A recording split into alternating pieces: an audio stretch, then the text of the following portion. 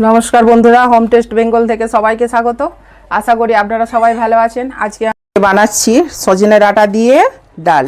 তো আমার সজনে ডাঁটাগুলো আমি কেটে ধুয়ে পরিষ্কার করে রেখেছি। নিয়েছি 100 গ্রামের মতো ডাল, মুসুর ডাল, নিয়েছি একটা পেঁয়াজ কুচি, নিয়েছি 2-3 কুচি রসুনকে থেতো করে নিয়েছি লবণ, হলুদ, কাঁচা লঙ্কা চেরা, আর নিয়েছি টমেটো কুচি, আর এখানে ফোড়নে দেওয়ার জন্য নিয়েছি শুকনো লঙ্কা আর 5 ফোঁটন তেজপাতা। তো আগে আমি ডাঁটাটাকে একটু ভেজে নেব।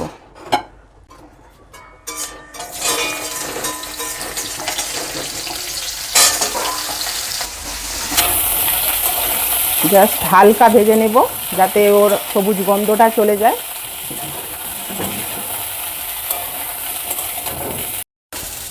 তো ডাঁটাটা আমি হালকা লেড়ে নিয়েছি, সেটা আপনারা দেখতেই পাচ্ছেন। আমি এবার এটাকে ঢেলে নেব।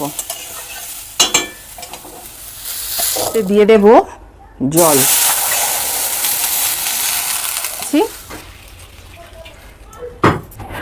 মুসুর ডালটা দিয়ে দিলাম। দেখুন, এটা এবার ফুটে আসলে আমি ডাঁটাটা দেব। আবার ডালটা ফুটে গেছে, এবার আমি দিয়ে দেব ডাঁটাগুলো।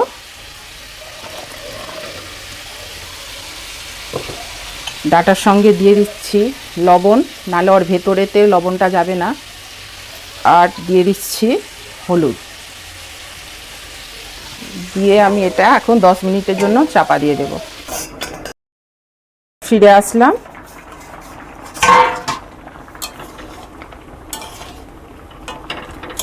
দেখুন, আমার ডাল পুরো সেদ্ধ হয়ে গেছে।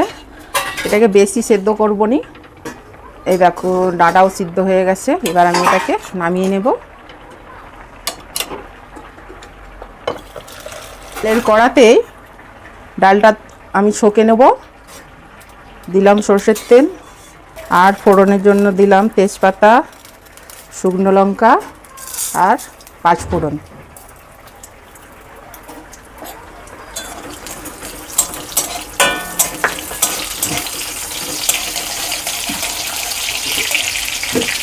এবার আমি দিয়ে দেব পেঁয়াজ কুচি।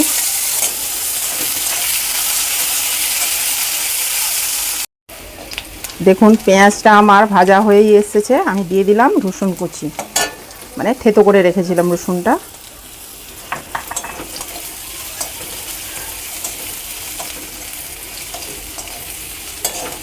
দেখুন, রসুনটাও আমার ভাজা হয়ে গেছে।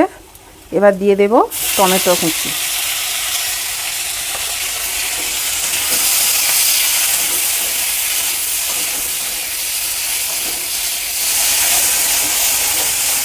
আমার এটা রেডি হয়ে গেছে। এবার আমি ডালটা দিয়ে দেব।